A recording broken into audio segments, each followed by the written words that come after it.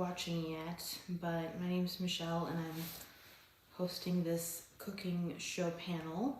So yeah, I'm just gonna check on the stream settings real quick.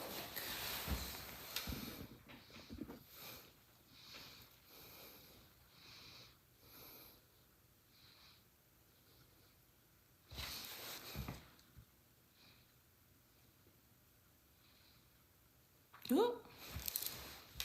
Hi. One sec.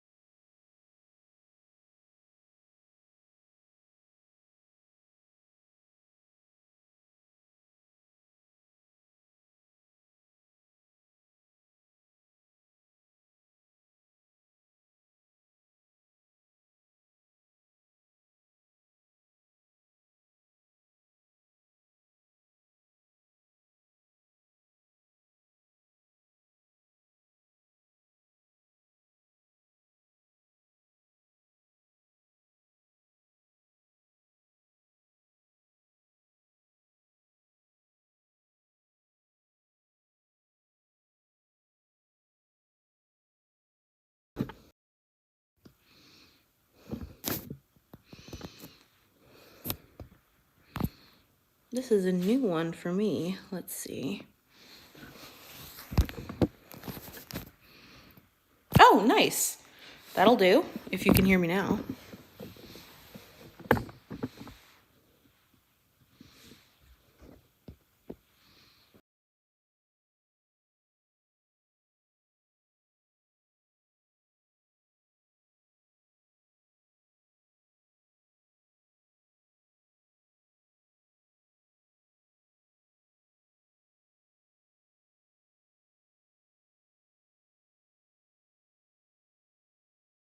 You can see what I'm doing. Oh gosh. I'm muted again. That is so bizarre.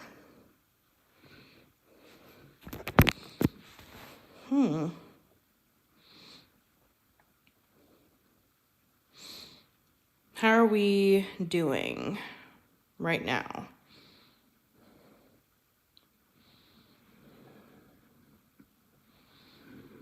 Okay. Maybe I'm just talking too low. I can speak up. That could also be part of the issue. All right. So let's see here. So yeah, we're covering 3 different recipes, technically 4, this morning. The first one we're gonna be covering is cookies that are themed off of AP's Cream Cookie Collection. They're brown sugar butter cookies, and they're really, really simple. Let's see here.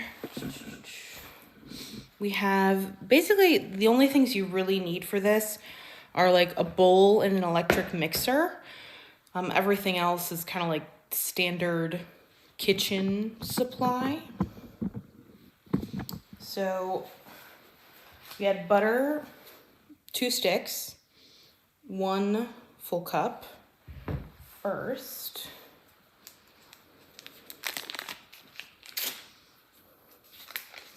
Also, I'm just going to say this now. I make no assurances that I'm not going to get flour all over myself because I have never cooked in Lolita before and I don't own an apron. So if I end this thing covered in powder, you know, it is what it is. That's why I'm wearing a solid JSK today, because it, you know, you do what you can.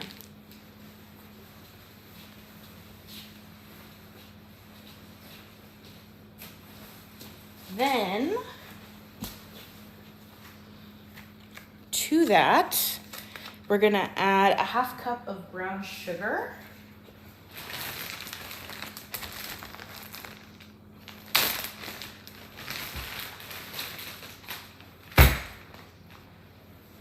And also feel free to ask questions because I'm not always the best at like remembering to explain what I'm doing. So I acknowledge that fault in myself. Morning. Alrighty.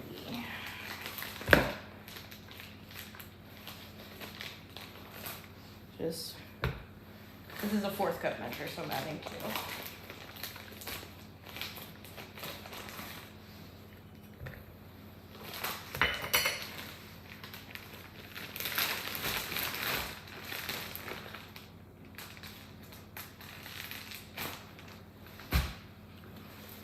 Alrighty, then let's put that where y'all can see it.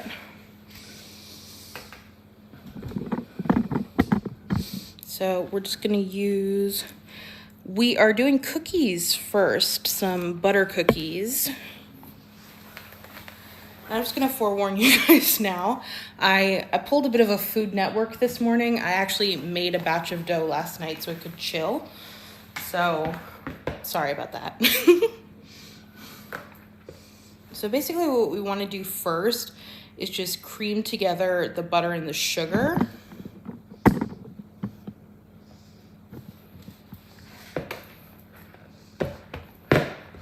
And I like to just mash it with the beaters a little bit before I get started. So, sorry, this is gonna be I'm actually gonna mute it because this is gonna be really loud, but I will be back.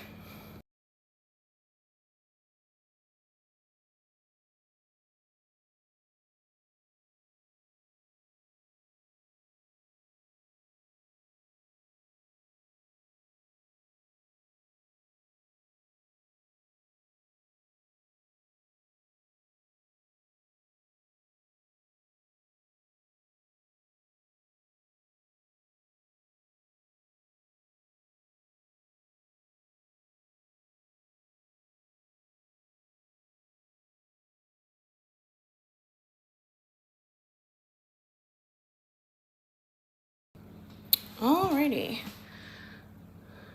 Yeah, no, I hope that it makes people hungry, but yeah, definitely good to have food. So this is the kind of consistency we're going for. And then we're gonna add in our milk and our vanilla extract. I'll just say this now. Most like sort of cookie recipes generally ask for like, I don't know, like a teaspoon of vanilla. My personal policy is that whatever amount of vanilla they asked for, double it. So whenever I make cookies, I add 2 teaspoons of vanilla, but you know, that's just me. So we'll add in our vanilla first.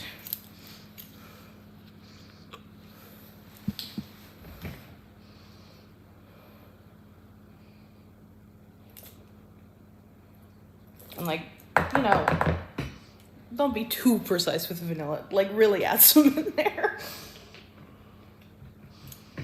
And then we need a tablespoon of milk.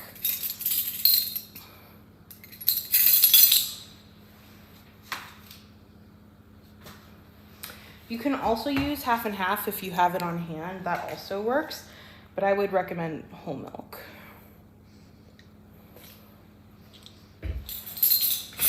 We got our liquid added in.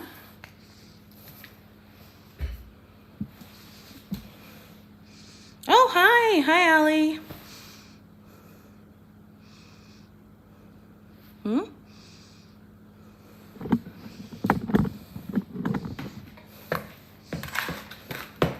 And then I'm gonna mute you guys again while I mix this together.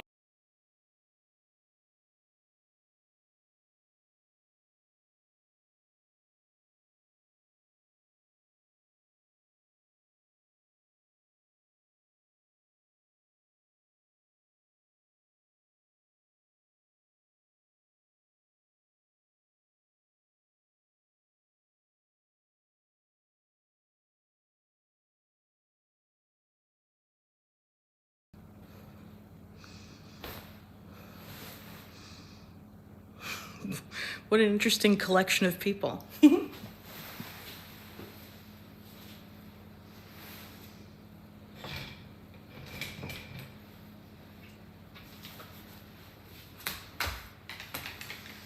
And just FYI, I am...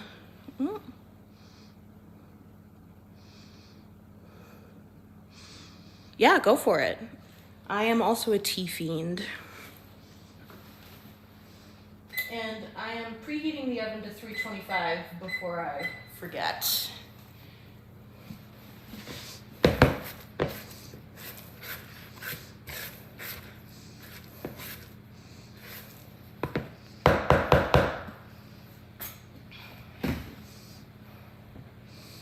And then next, we're just adding in the flour. You can do it all at once. This is a very simple dough.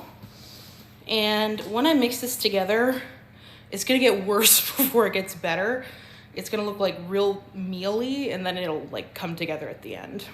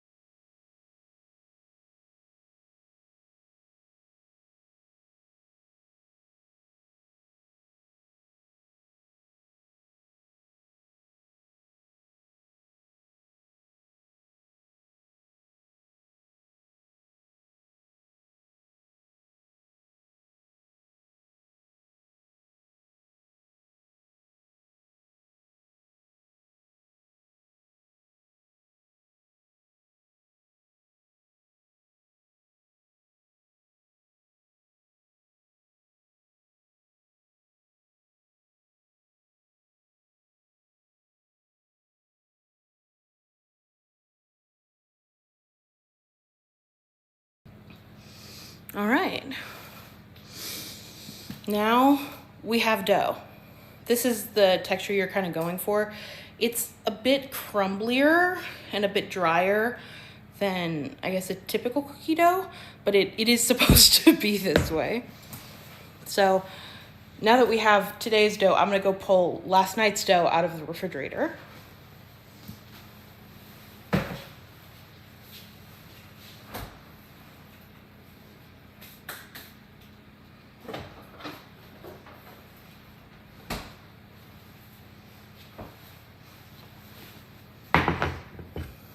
Here is last night's dough.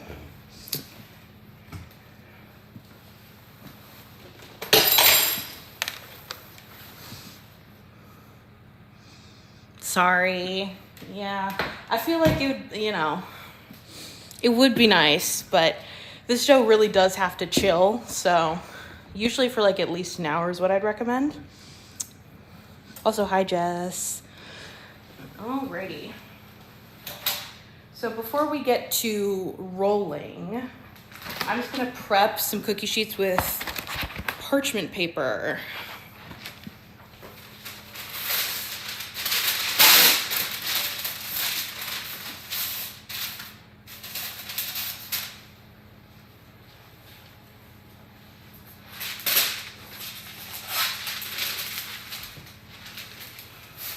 And then we're also going to use parchment paper for the rolling of the dough. You can use like the traditional flour on the counter method, but it's a little messy and I'm trying to not ruin my outfit. We're also going to need some cookie stamps. I got these ones from Daiso, and I feel like they're kind of reminiscent of Cream Cookie Collection, so I think they work. But basically, what we're gonna do, right? I was really happy to find them. We're gonna sandwich the dough between two sheets of parchment paper and roll it that way. And like, this isn't an especially sticky dough to begin with, so it should be pretty easy, right? Then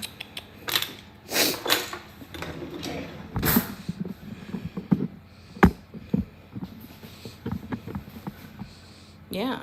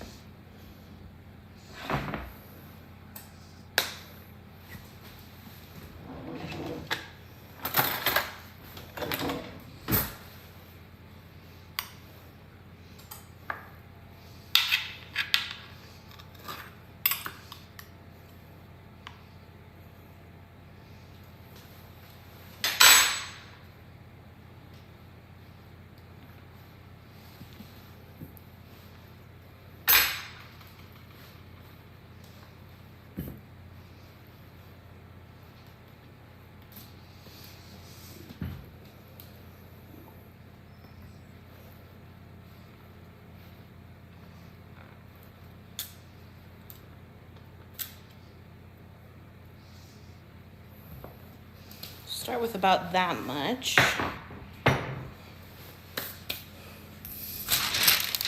Then, you know, kind of smush it to begin with. Get a head start on your smushing. And don't worry, my hands are clean, so. You can also wear gloves if you prefer, but clean hands for me works better.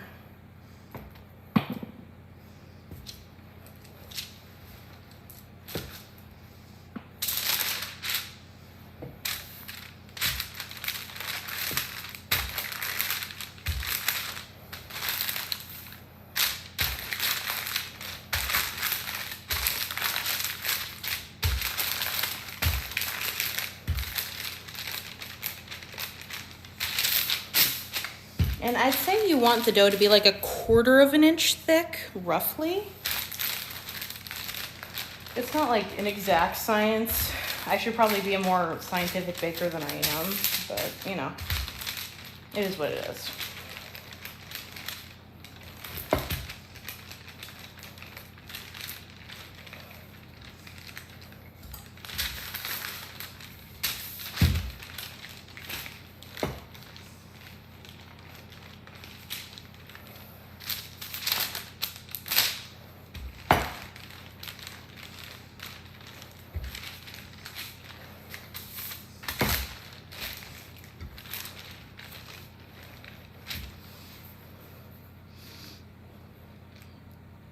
Ooh, yeah, I can imagine working at Daiso, you would lose some cash.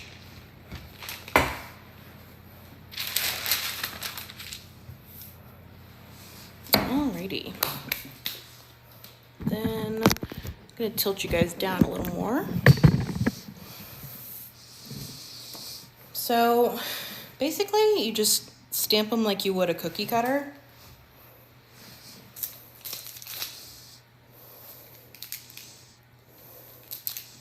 And then you use the little like plunger guy to pop them out onto your cookie sheet, which is what I will do.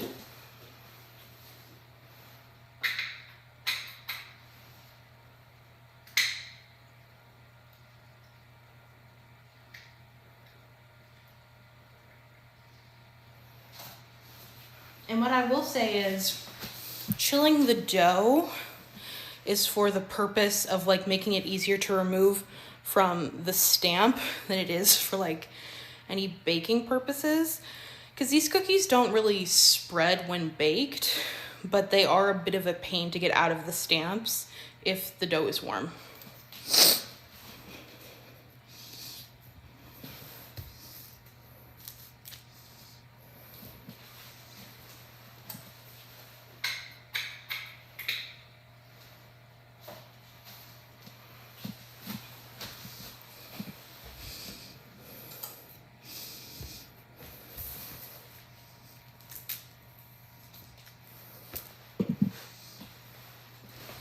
No one saw me just throw dough at myself. Nobody saw that.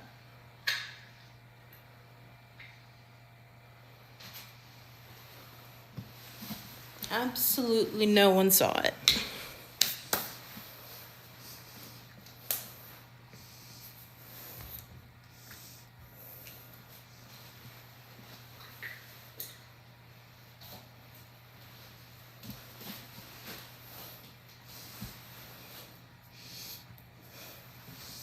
Yeah, we've had a few more Daisos popping up here in Phoenix. It's really nice.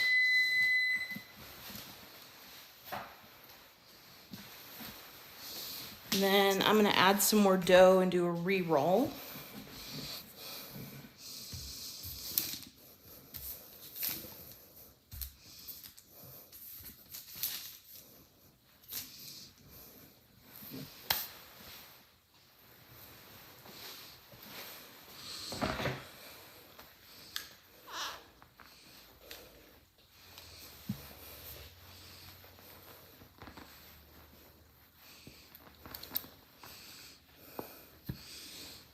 Jess, this is why you need to come visit me in Arizona. We can go to Daiso. There's plenty near me.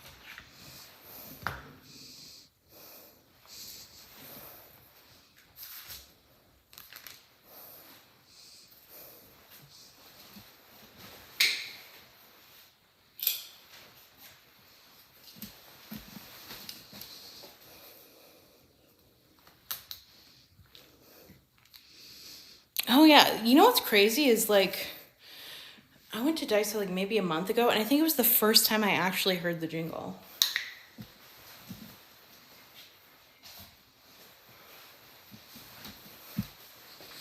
Which is kind of crazy, I think.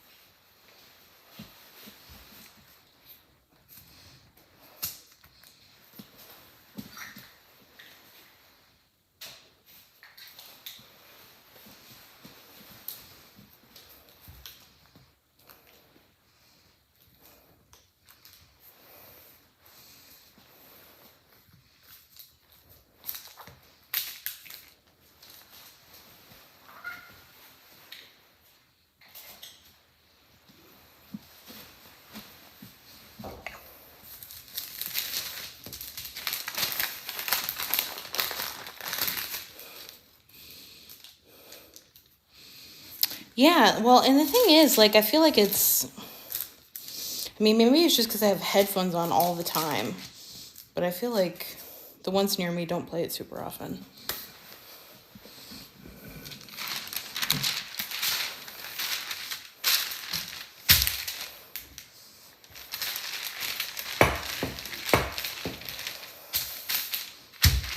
Oh, also note for the general public, this recipe does not yield a ton of cookies.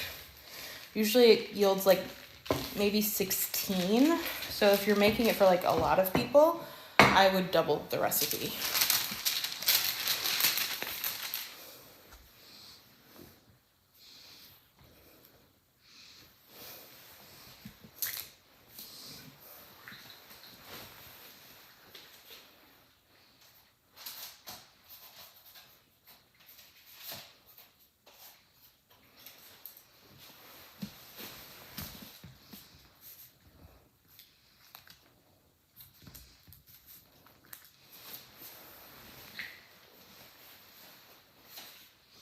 Alrighty. So I'm going to save the rest of this dough for later because we have a full 12 on the sheet now.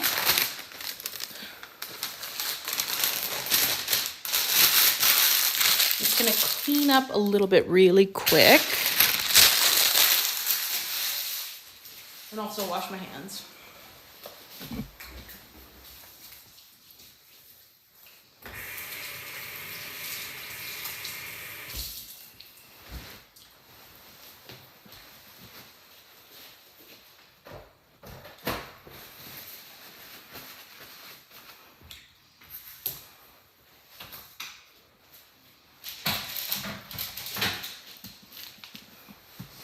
And this is the batch we're about to put in the oven.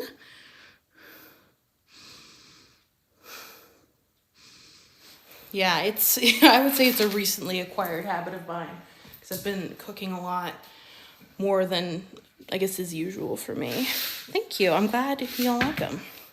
So these ones go in the oven for like 13 to 15 minutes. I'm going to put them in at 13 to start, and then we'll see where we are.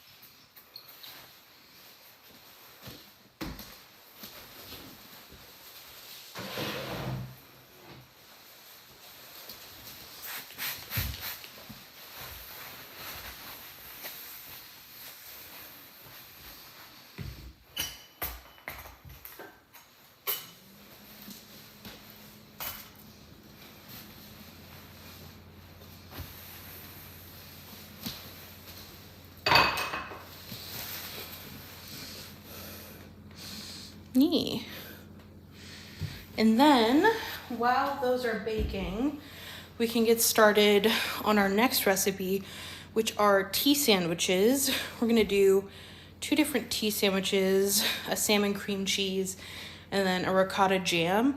Both of these are like wicked simple, but they're kind of like tea party staples. So I feel like they're like good ones to have in your repertoire.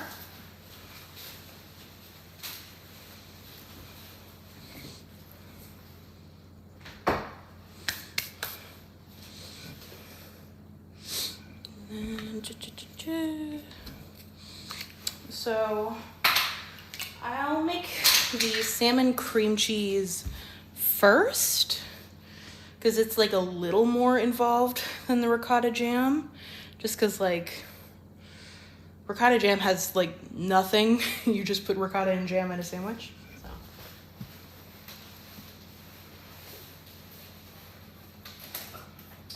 So the main equipment you're gonna need for these sandwiches is a food processor. So plug this bad boy in.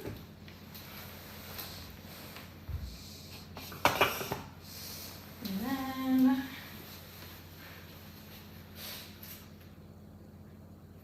grab our cast of characters. We got ricotta. We got jam. We got cream cheese and dill.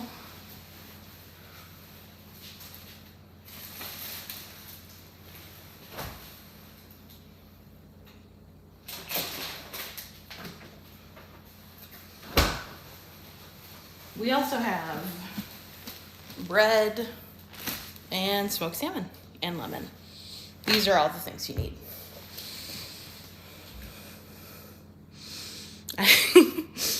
I don't even know when that food processor was made. I wouldn't be surprised it was like 20 years old.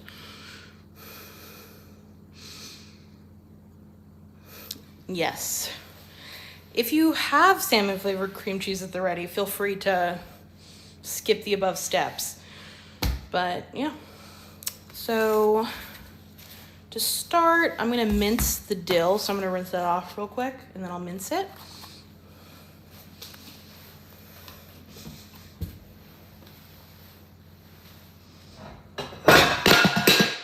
Nobody heard that.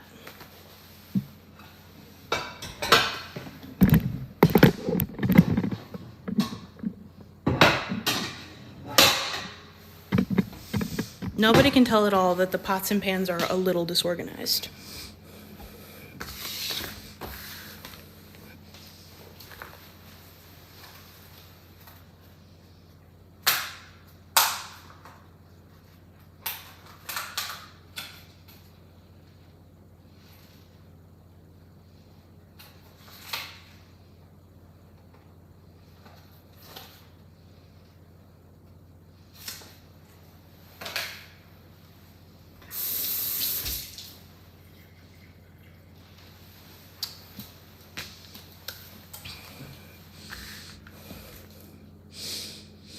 Yeah, I would say not having a cat in the kitchen is probably very beneficial to the efficiency of this operation.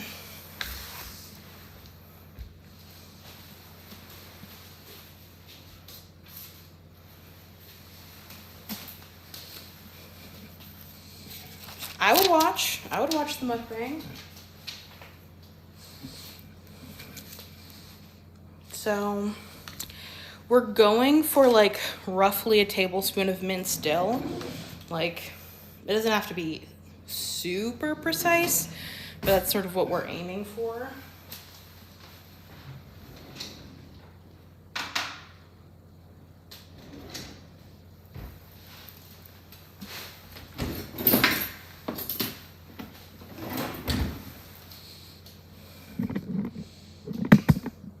Yes.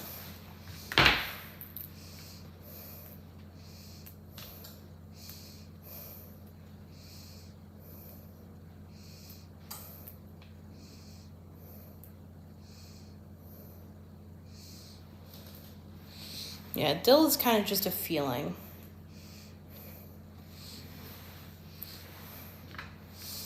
And most ingredients for the salmon cream cheese are going to go in the food processor. The dill is not. We're going to actually fold it in after everything else has been mixed.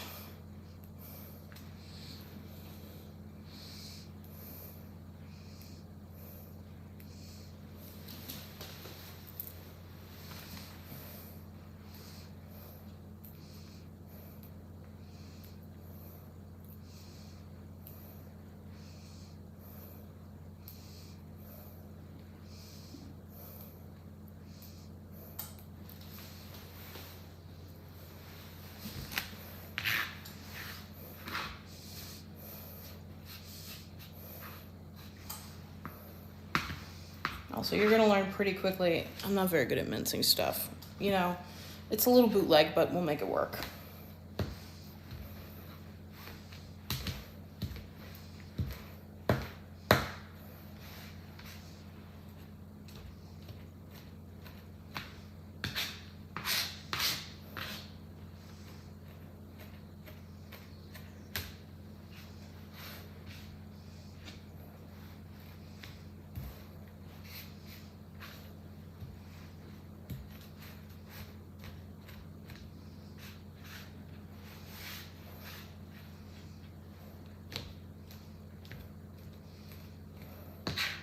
I would say that, like, we all have our strengths and weaknesses in the kitchen.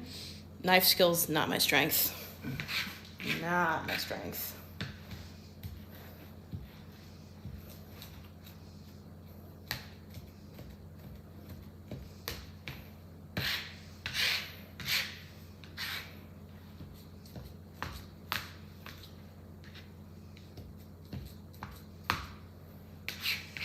All right, that'll do.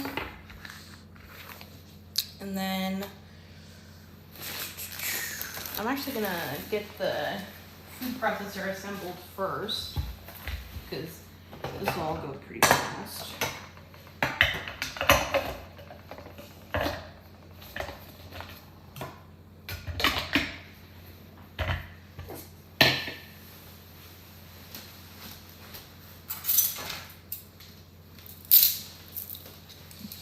We're all gonna need these measuring spoons again. Yeah, having all your fingers is kind of like the goal, I'd imagine. I do definitely aim to keep all my fingers. So you're gonna want 4 ounces of cream cheese, which is like half a brick usually. You can also double this recipe and just use the full brick if you are serving a lot of people, because I'm just serving me today. So we're gonna go for half a brick. Oh no. Oh God, no. Yeah, oof, that sounds painful. That sounds very painful.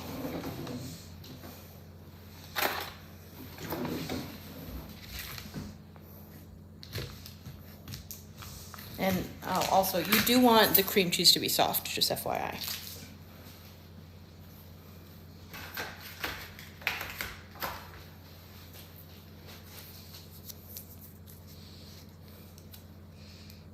Okay, good. Because, like, I mean, anyone who knows me knows I have, like, a pretty serious phobia of blood, which I think, like, adds to my hesitation with knives, you know? So.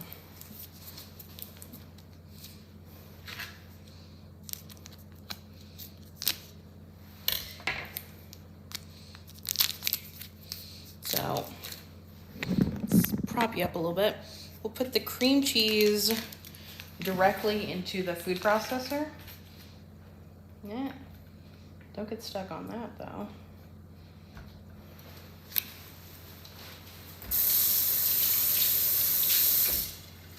And then we will cut up our salmon. We're gonna use like about 3 ounces of salmon. Like, you can kind of just eyeball that.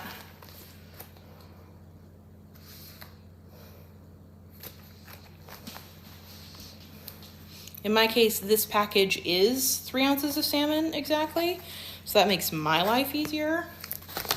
But if you have a bigger package, just, you know, eyeball it. This is very imprecise.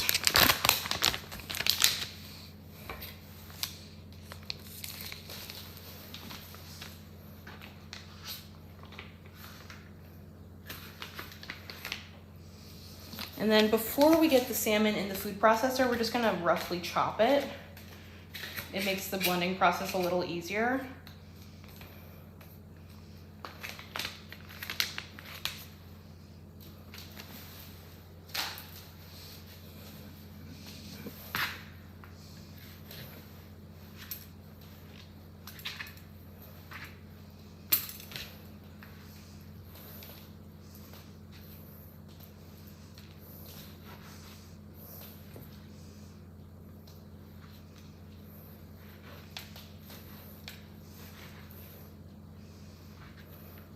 Throw that in there. And then the last thing we need before we blend is a 1/4 teaspoon of lemon juice.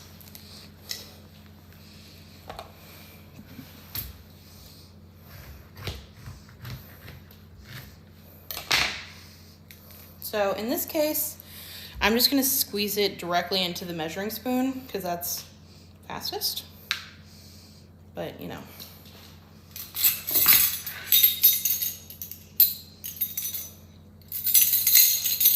This is a 1/4 teaspoon. It's like just a little bitty bit.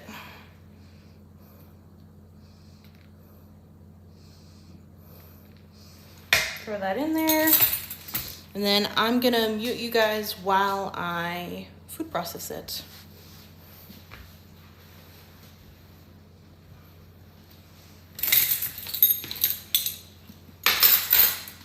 Oh, and cookies are ready too. So actually, before I food process it, we'll look at the cookies.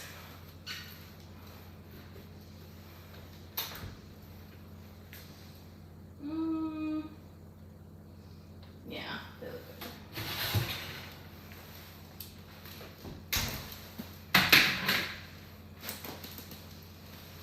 good. Let's take a little field trip over to the oven. Here are our cookies post-bake.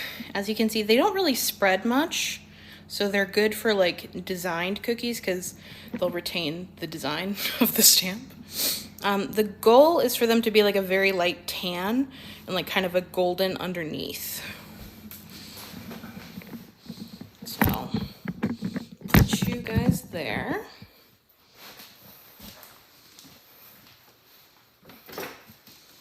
And then I'm gonna meet you guys while I process.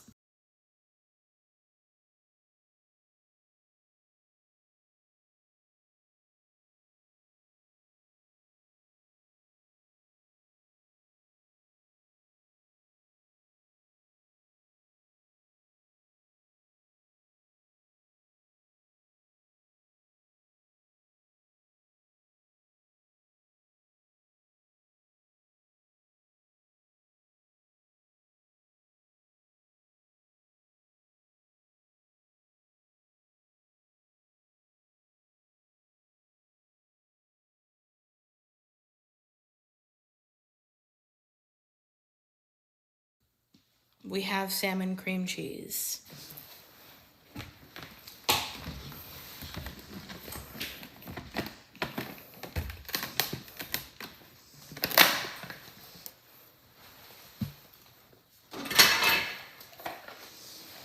So that's that. And then we'll just take like a small bowl and fold in the dill.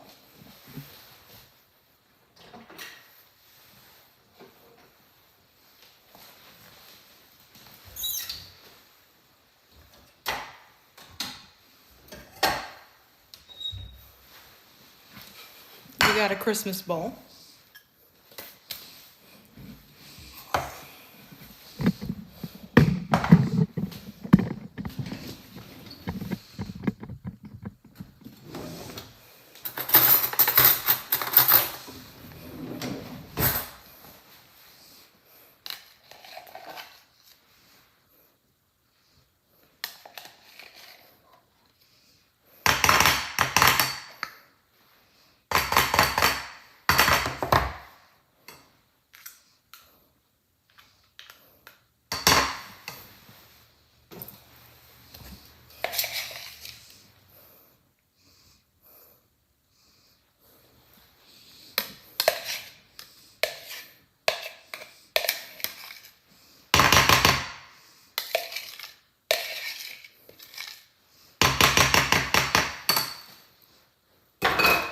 And then, yeah, we'll just stir it together the old-fashioned way. I think the dill gets just like processed too fine when you do it in the food processor. So this is the way I like to do it, at least.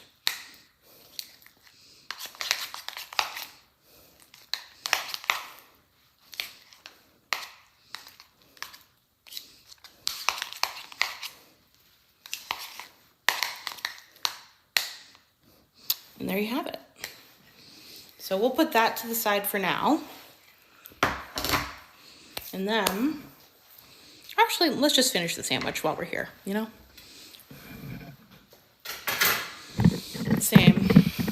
One of my top 10 fish, probably top 5 really. So for these ones, I recommend pumpernickel or another kind of like molassesy bread. That's sort of what's traditional, but I think it also is like kind of the right choice.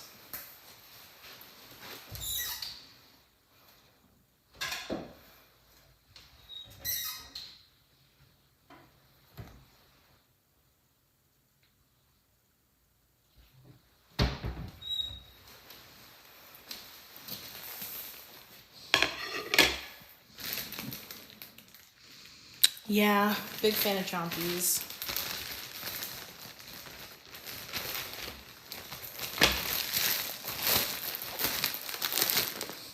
And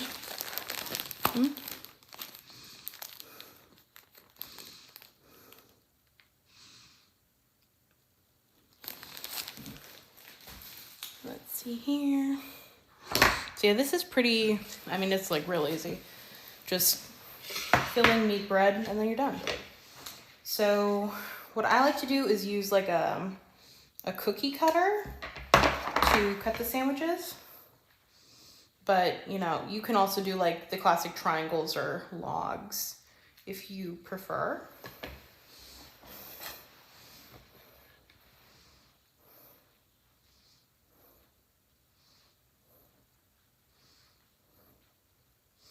And I think like a thin layer is usually best, But again, you know, it's up to you.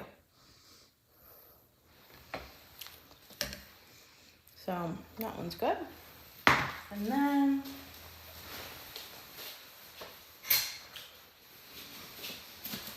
these are my cookie cutters. It's a little teapot and teacup.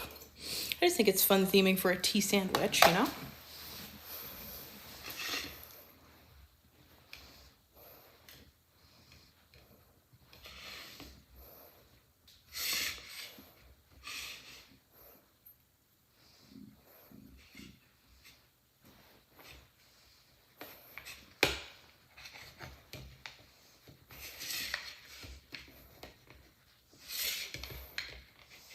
And don't worry, I will eat the scraps.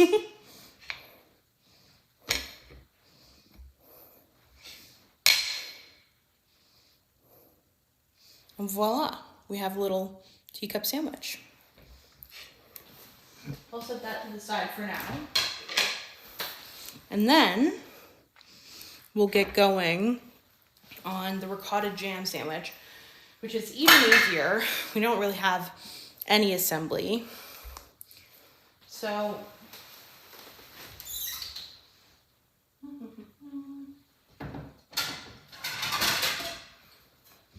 my original recipe called for blackberry jam with the ricotta sandwich. Today I'm doing strawberry because that was kind of the vibe I was in the mood for.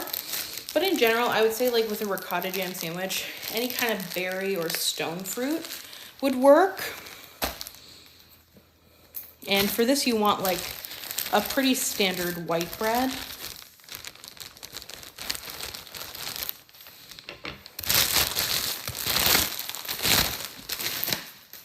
Where did I put the little, oh, there it is. Stone fruit like a peach or an apricot or like a plum, something like that. Yeah. So I like it just as is, plain ricotta and jam. But if you want it to be like more of a sweet sandwich, you can stir some honey into the ricotta, and I find that that is also very tasty.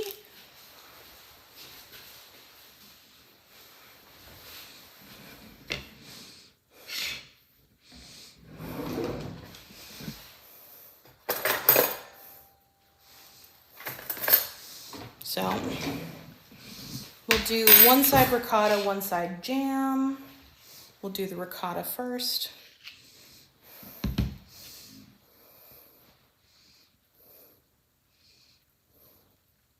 And you'll want a pretty thin layer of each.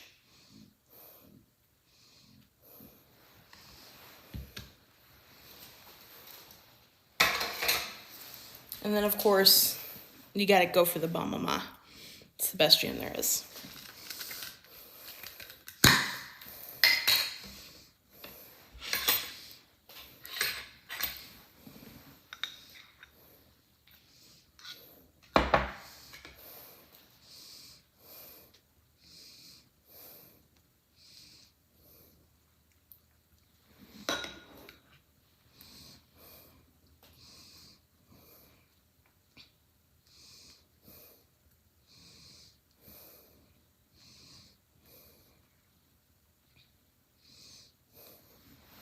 So there we have it, both halves of our sandwich.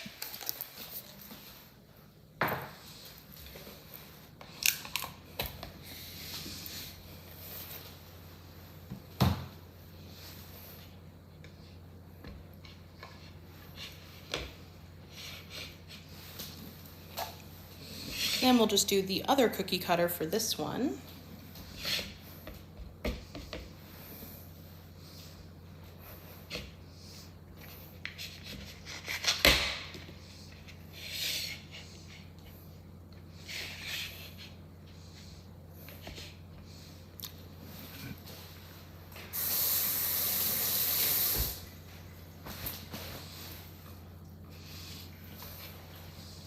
And then, wouldn't you know it, we have a sandwich.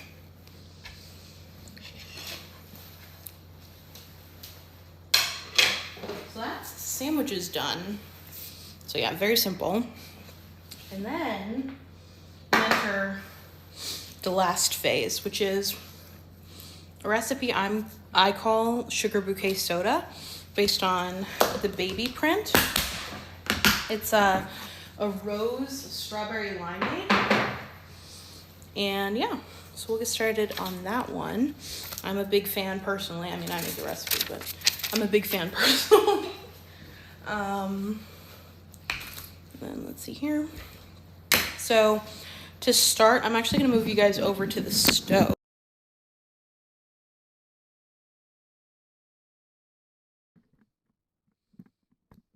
Here, because we're gonna start by making a simple syrup. So BRB.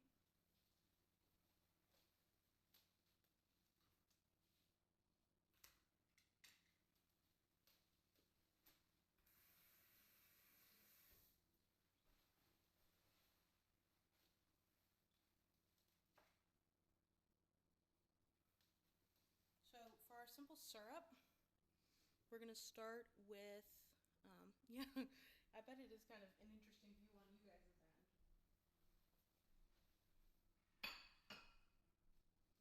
We're gonna start with 3 cups of water.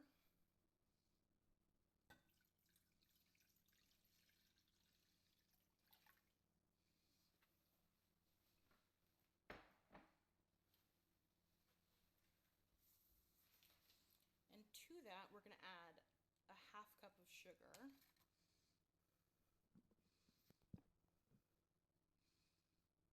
Oh, sorry if it's quieter. I can try and speak up, my bad.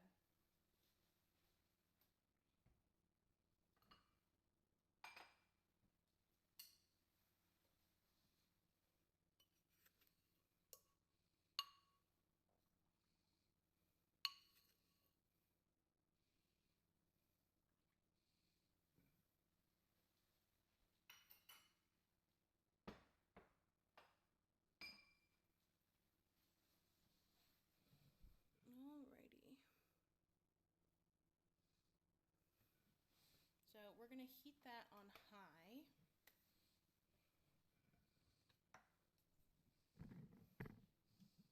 Let's kind of stir it together.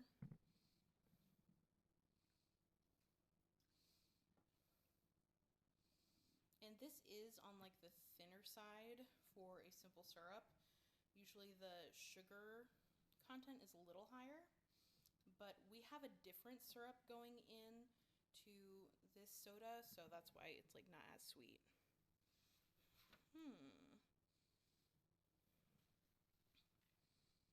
Let me see. One sec.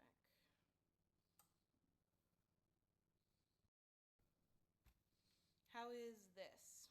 Are we any better now?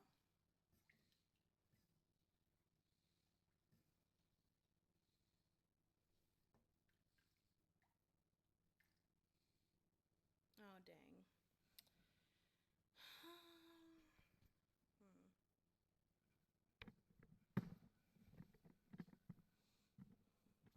I didn't change the settings, so I'm not super sure what's wrong, but I'll just try to speak up a bit, if that'll make it easier for you guys to hear me.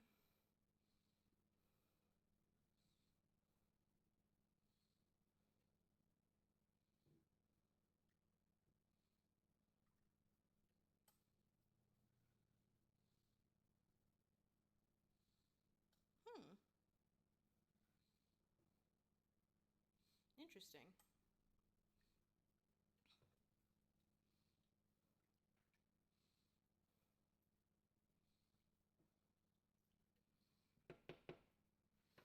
But yeah. Alright, as you can see, our sugar is fully dissolved. That's kind of all we were going for, so that's good to go. I'm gonna move you guys back over to the counter.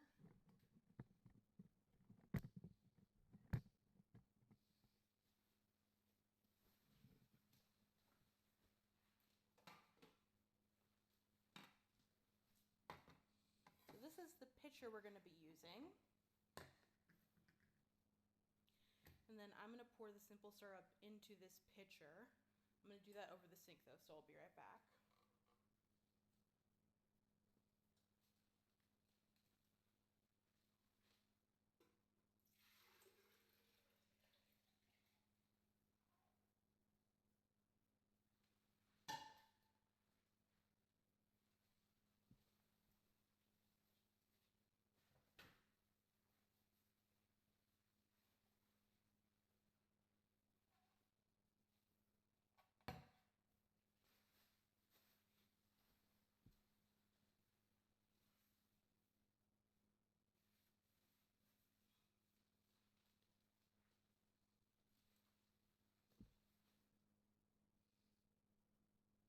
Yeah, sorry. No, I wasn't talking right then. Sorry. But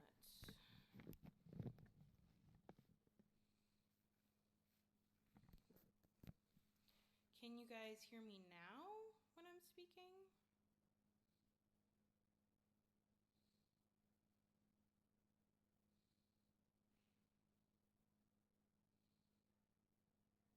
Thank you.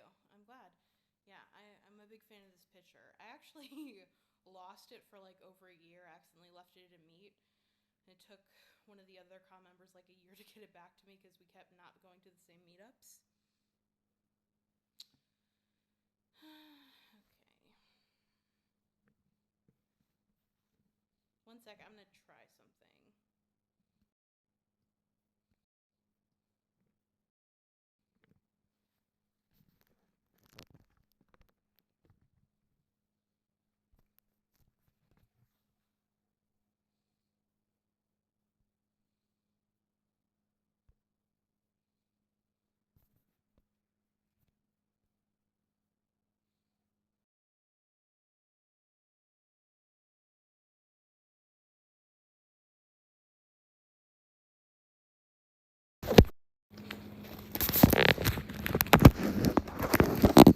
Alrighty.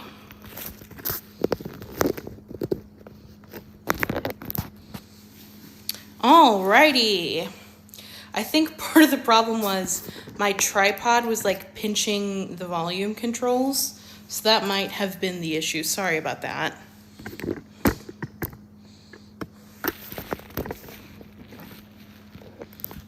Yes, definitely. So the next thing we're gonna make, I'm actually gonna bring you back over to the stove. The next thing we're gonna make is a strawberry compote.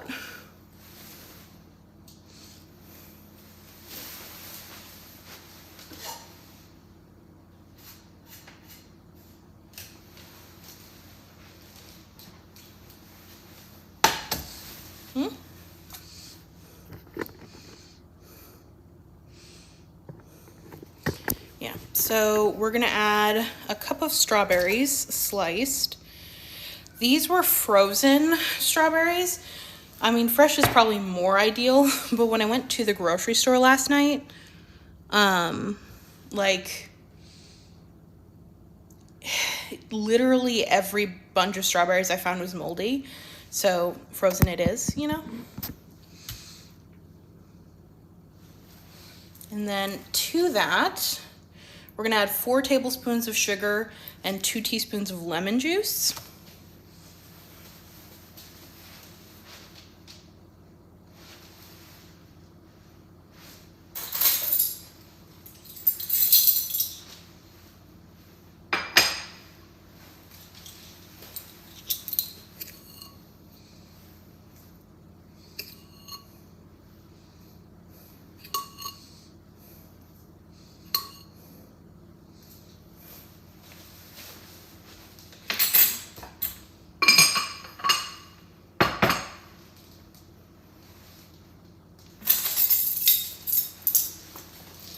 Ooh. Yeah, strawberries are tough.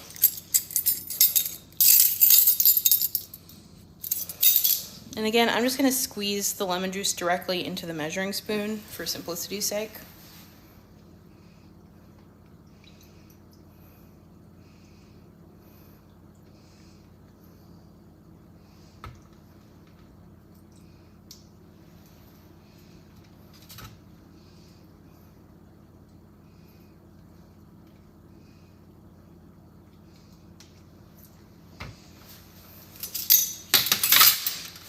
yeah. And then again, we're gonna heat these on high. This is gonna be a bit of a longer process than the syrup was because we really need these strawberries to cook down.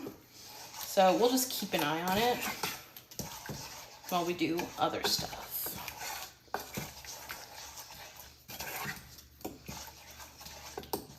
And I do know that there's a lemon seed in there, but it's just easier to pick out later.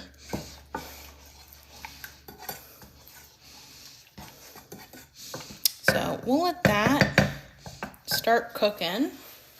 And then back to the action on the counter. To the simple syrup we have right now, we're gonna add our rose syrup, which is the other syrup for this recipe. This is the brand of syrup I like and recommend. So yeah, and I actually used up the last of it for this recipe today.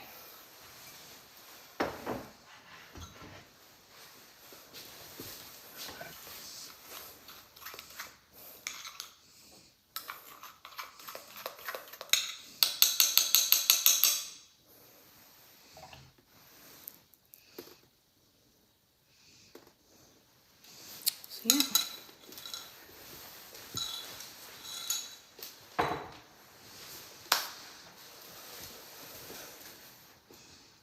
They really are, yeah.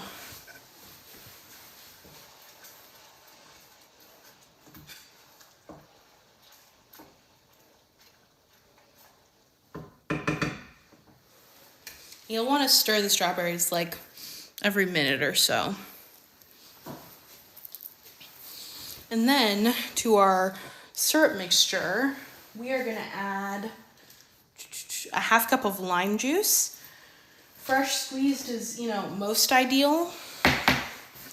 That's what I recommend, but like, I'm not gonna lie to you, I have definitely used like bottled lime juice when I'm in a pinch. So like, whatever floats your boat.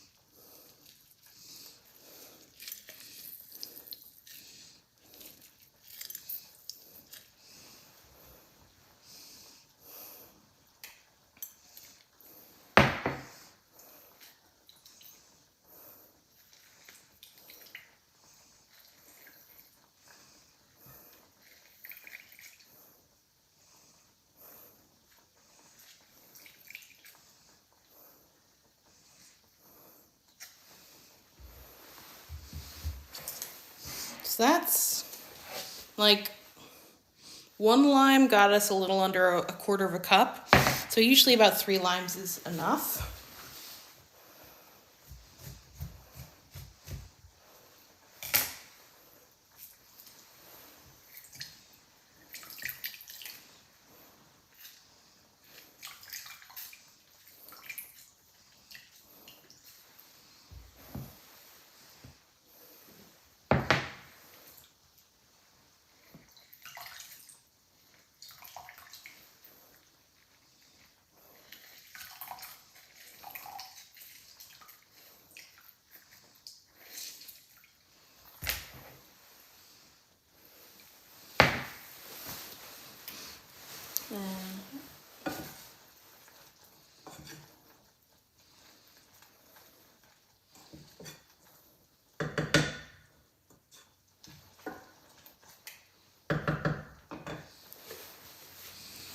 Then our last lime.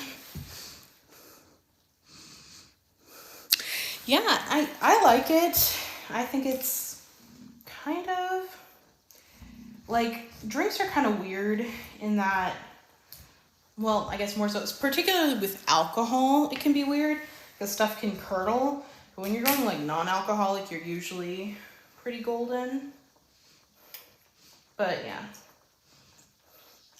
I think when it comes to like juice kind of based drinks, If you can go like syrup instead of granulated sugar, that usually yields better results. And if you can use fresh fruit, that's usually best. Like again, sometimes I'm lazy and I don't. But if you can spring for the real fruit, it is noticeably tastier.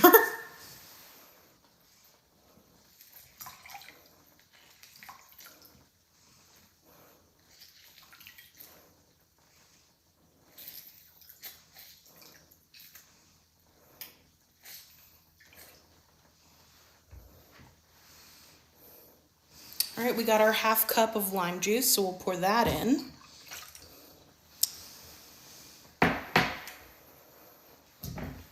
And so for this drink, the compote is not going to go into this pitcher. It's going to be stored separately. Also, good morning. The pitcher is genuinely just for the limeade itself. Let's give that a good stir.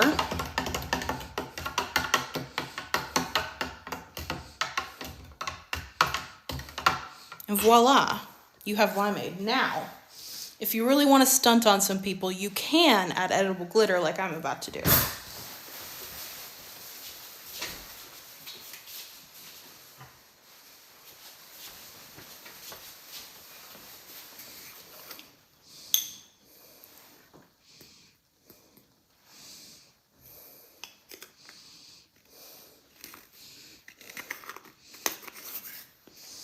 And that really adds some pizzazz.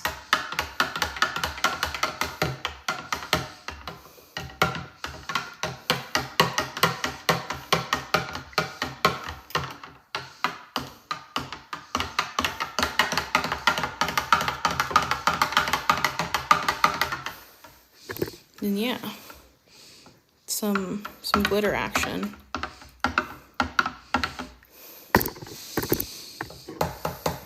Alrighty, so while the strawberries continue to cook, I'm gonna put this pitcher in the fridge so it can start to get cold.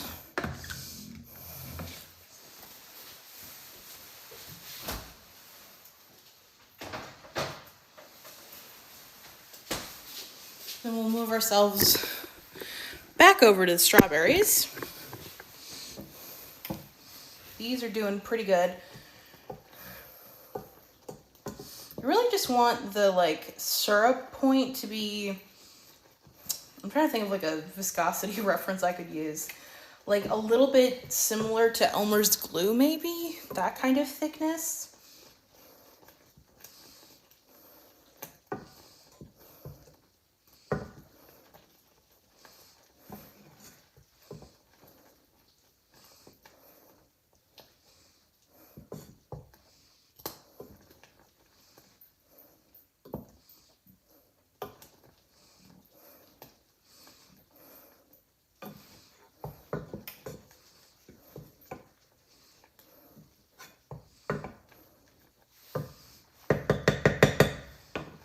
So yeah, let that cook.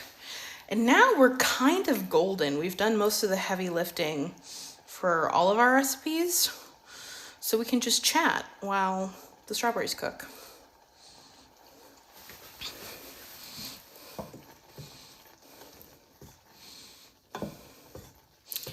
I was a little worried that I was like not going to accomplish this all in time, but it looks like we're actually pretty good on time. Nobody saw that. Nobody saw that.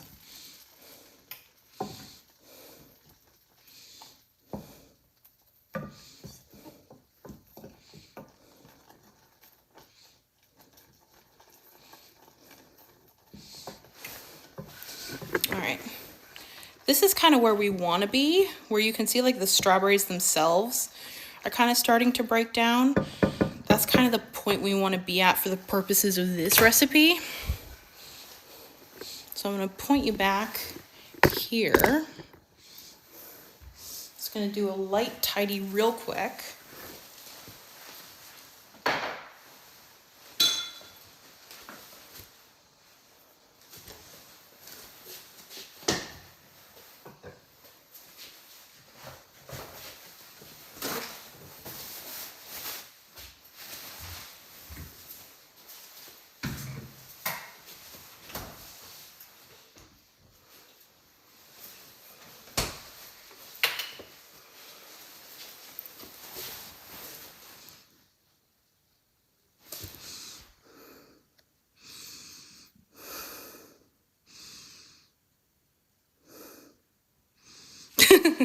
Thanks, I appreciate it. These are all, like, yeah, I definitely usually only cook one thing at a time because, like, my kitchen stamina is not that great either. But, like, when I have an event or, like, people coming over, it definitely gives me a little boost.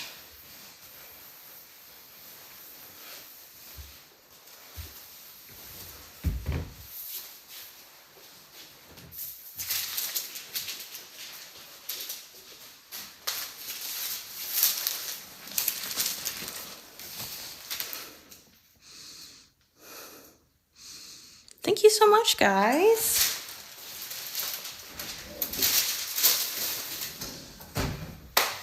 All right, it's tea tray time. Let's go.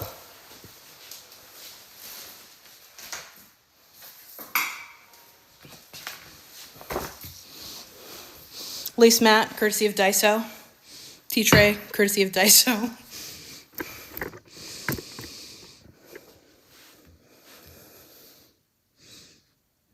No one is coming over today. This is literally just for me.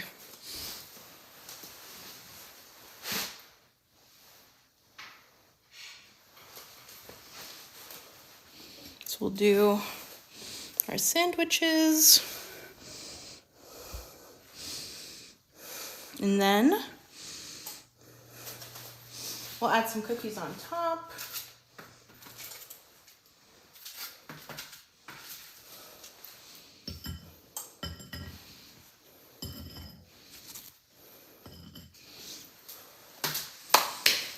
So that's that. And then, oh, yeah, if you want to come over and have some, you're welcome. I'm going to have leftovers.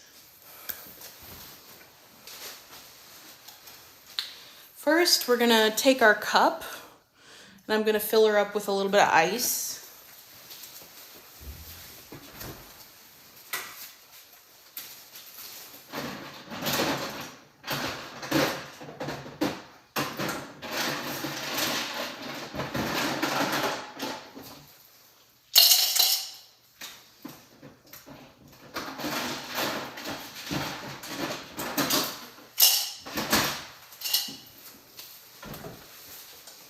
Little ice.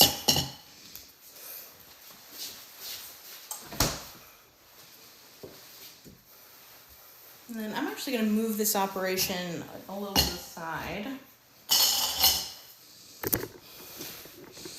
just so you can get a better view. There we go. And then strawberry compote over ice.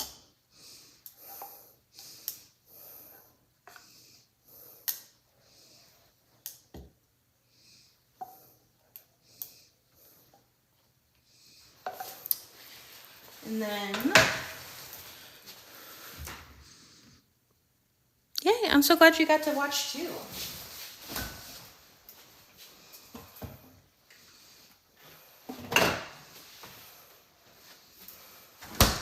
And then we're gonna pour the limeade about halfway full.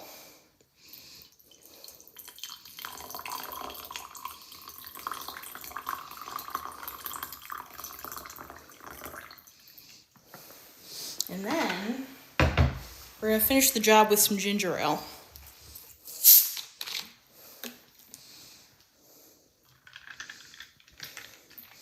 And there you have it, sugar bouquet soda.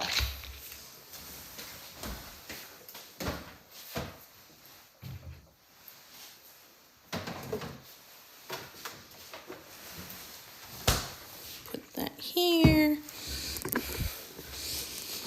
And then, wouldn't you know it, we have a little at-home tea. We're done. We did the dang thing.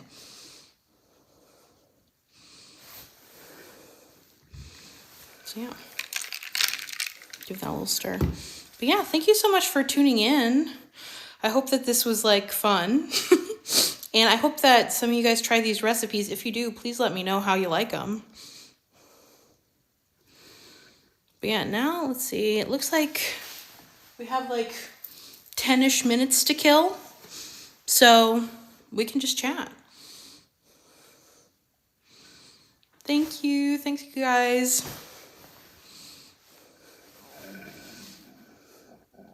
Yeah, if you go to my Instagram, my latest post, I believe, has a link and a QR code to the recipes and to the ingredients.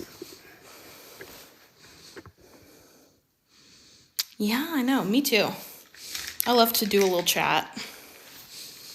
I'm actually going to consume the goods I made, though, while I'm here. That's good shit. That's good shit. That's good shit.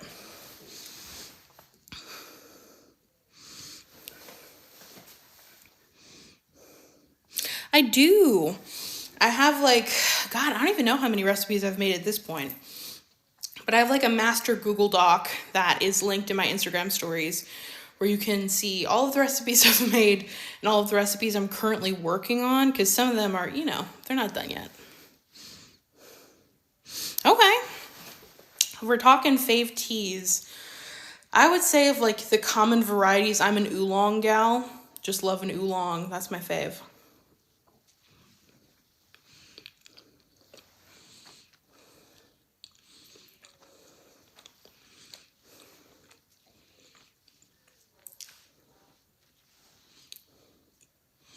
Any oolong fans in the chat? I also approve of this recipe.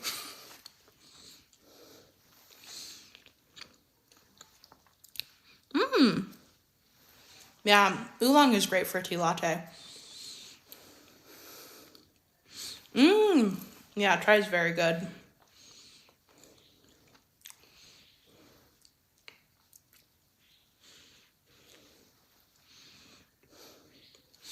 Definitely.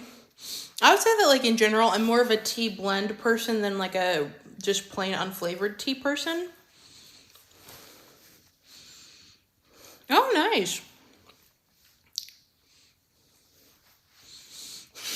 I have some tea that is not safe for human consumption. Last year, I saw, in the 2010s, Metamorphasis did a collab with Swallowtail Butler Cafe, and they had, a tea party, and one of the novelties was, a teacup and saucer, and also, a custom Metamorphosed tea, and so I bought it on Mercari last year, and you definitely can't eat that tea, but I am happy to have it.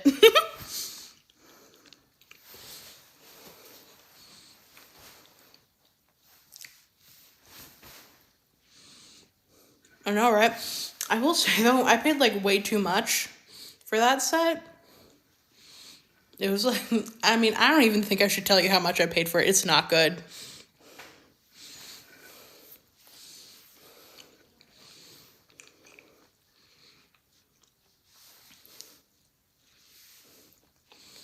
I also approve of this recipe.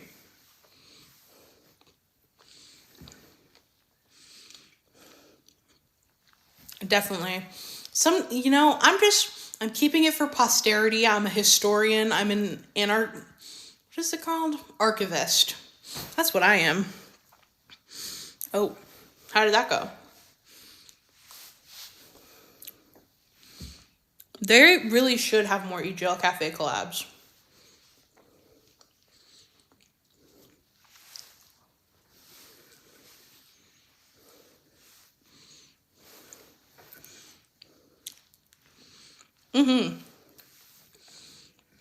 Yeah, I would love to have a consumables category on Lolaberry.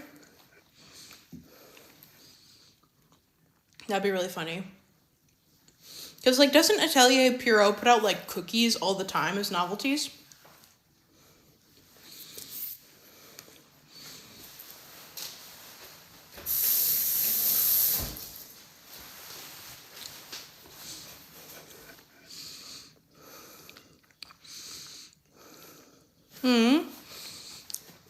Yeah, no, that sucks. I hate, and I feel it happens all the time. The shit I enjoy gets, discontinued. It's no fun. Don't mind if I do.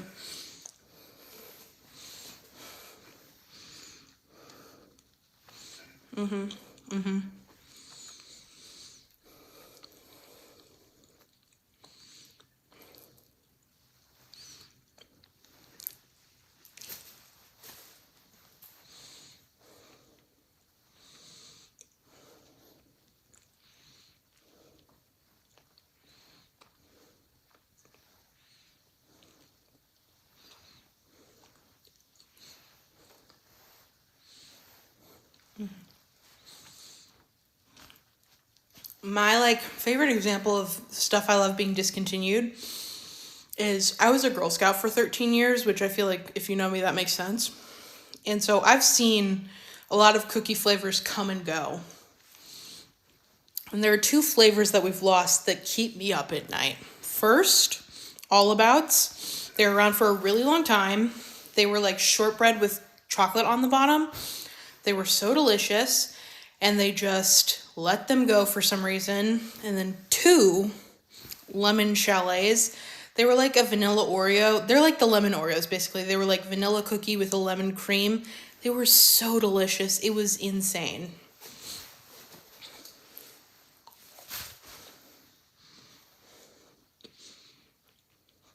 Definitely R.I.P. S'mores. I feel like they were pretty popular, too.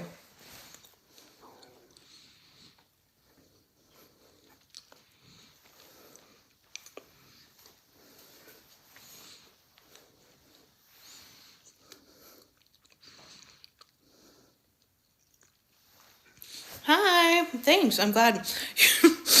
Now that you're coming in, there was sandwiches down here. I have eaten both of them, but there was sandwiches there.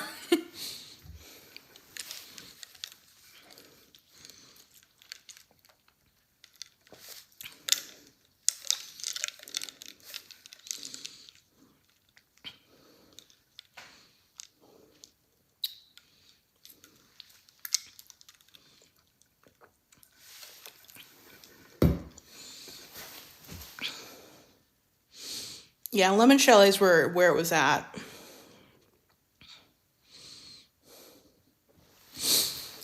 Like, genuinely lemon Oreos are the closest you can get, but they're like not quite it. They're not quite right.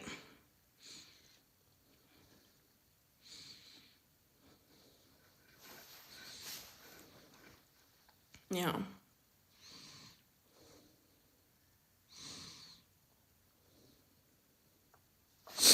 But yeah, no, I do lament the flavors we've lost.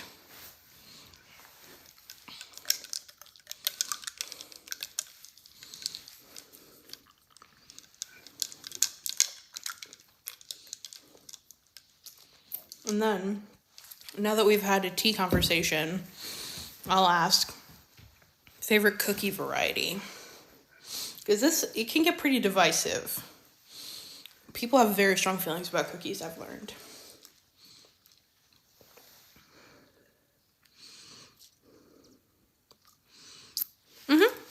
Yeah. This is the texture. They're very soft.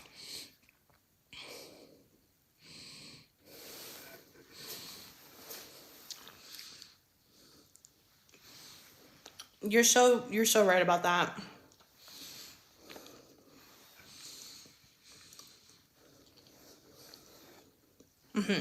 Yeah.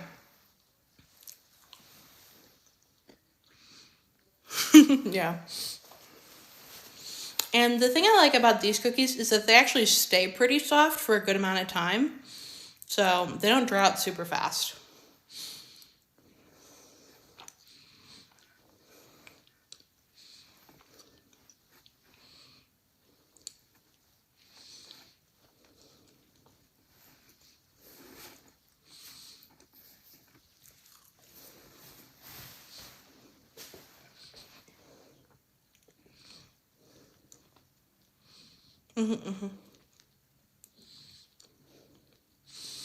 I've only just now become conscious of the fact that I'm probably making mouth sounds.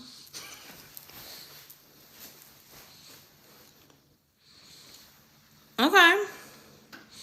I can get behind an oatmeal raisin.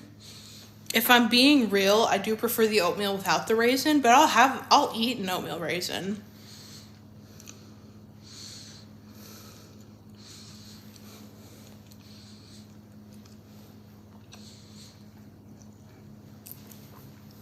Fun fact, fun story. Brie raisins. My dad was a doctor, and so when I was very little, he had the great idea that on Halloween we should give out raisins instead of candy. And as you can imagine, that went over great.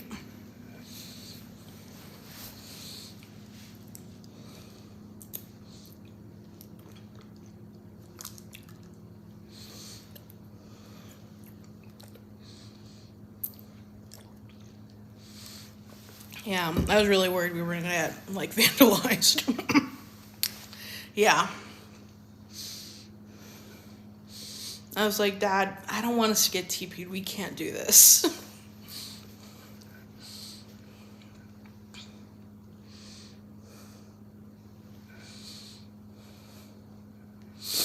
Yeah. Our local dentist does this thing where, like, our pediatrics dentistry, where his, like, office, if kids drop off their candy and, like, don't eat it, just give the candy to the dentist, they get, like, $5. Is that, like, a thing everywhere? I wonder.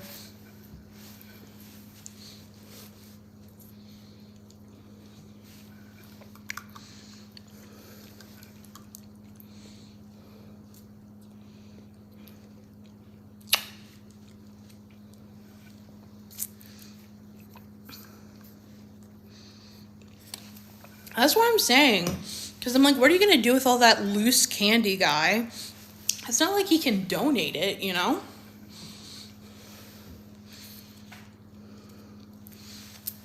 That's the way to do it.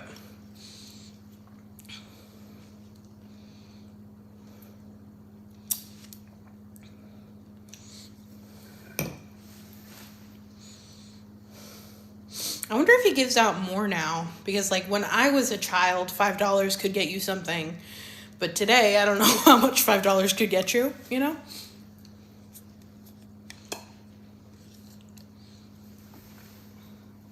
I think we're at about time, right? So, yeah.